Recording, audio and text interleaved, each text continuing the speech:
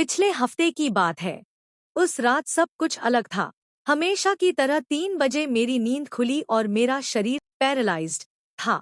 दरवाजा खुला और वह साया अंदर आया। लेकिन इस बार वह बिस्तर के पास आकर रुका नहीं। इस बार वह मेरे बिस्तर पर चढ़ गया। मुझे गद्दे पर दबाव महसूस हुआ। मेरा दिल जोर जोर से धड़क रहा था, लेकिन मैं हिल नहीं सकती थी। वह रेंगते हुए मेरे ऊपर आया और अपना चेहरा ठीक मेरे चेहरे के सामने ले आया। मुझे उसकी ठंडी, सड़ी हुई सांसें अपने चेहरे पर महसूस हो रही थी। अचानक उसने अपना गुर्राना बंद कर दिया।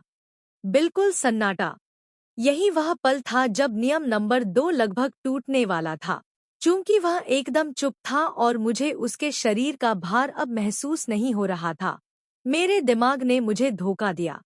मुझे लगा कि वह चला गया है। यह एक इंसानी फितरत है, तसल्ली करने के लिए देखने की इच्छा। मेरी आंखों की पुतलियां अनजाने में नीचे घूमने ही वाली थी। मैं बस यह देखना चाहती थी कि क्या वह वाकई चला गया है।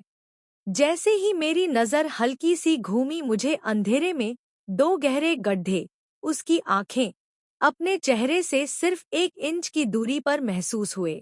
वह गया नहीं था, वह वहीं था, मेरे ऊपर। वह इंतजार कर रहा था कि मैं गलती करूं। मेरे शरीर में बिजली सी दौड़ गई।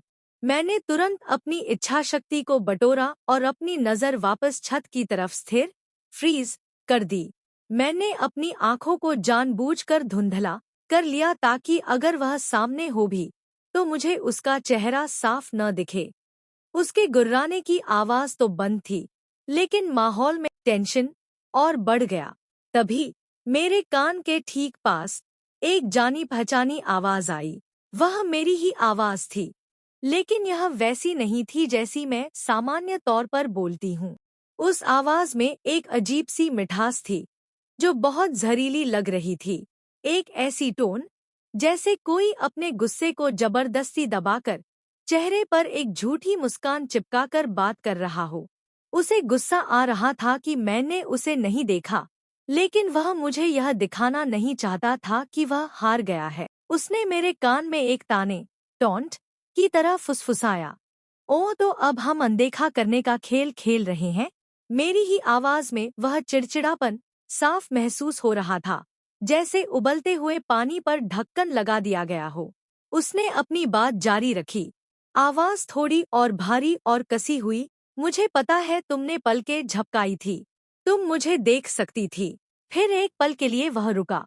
उसकी अगली लाइन में वह नकली शांति बिखरने लगी थी।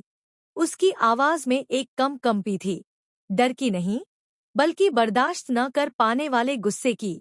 आज तो बच गई, लेकिन याद रखना, जिस दिन तुमने मुझे पूरा देख लिया उस दिन यह खेल और तुम दोनों खत्म हो जाओगे।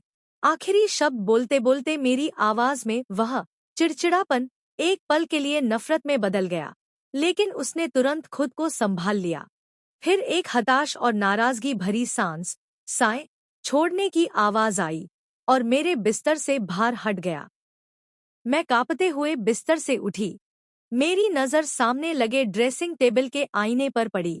मुझे लगा जैसे आईने में मेरी परछाई मुझे घूर रही है, जबकि मैं ज़मीन देख रही थी। मुझे तुरंत समझ आ गया कि उसका अगला कदम क्या होगा। उसने मेरी आवाज़ चुरा ली है। अब वह मेरा चेहरा चुराना चाहता है। मैंने कांपते हाथों से अपनी डायरी उठाई और उसमें तीसरा नियम जोड़ा। नियम 3, रात के 3 बजने से पहले मिरर को कपड़े से ढक देना है। क्योंकि उसने मेरी आवाज ले ली है, मुझे डर है कि कहीं वह आईने से निकलकर मुझे ही रिप्लेस न कर दे। मैं डायरी बंद करके वहीं जमीन पर बैठ गई। मेरी आंखों से आंसू गिरने लगे। यह सब मेरे साथ क्यों हो रहा है, यह मैं जानती हूँ। यह मेरी ही गलती है। काश मैंने जिज्ञासा में आकर वह मिरर वर्ल्ड गेम कभी न खेला होता। अब बहुत देर हो चुकी है, खेल शुरू हो चुका है। निक पाठ के लिए सब्सक्राइब कर लो।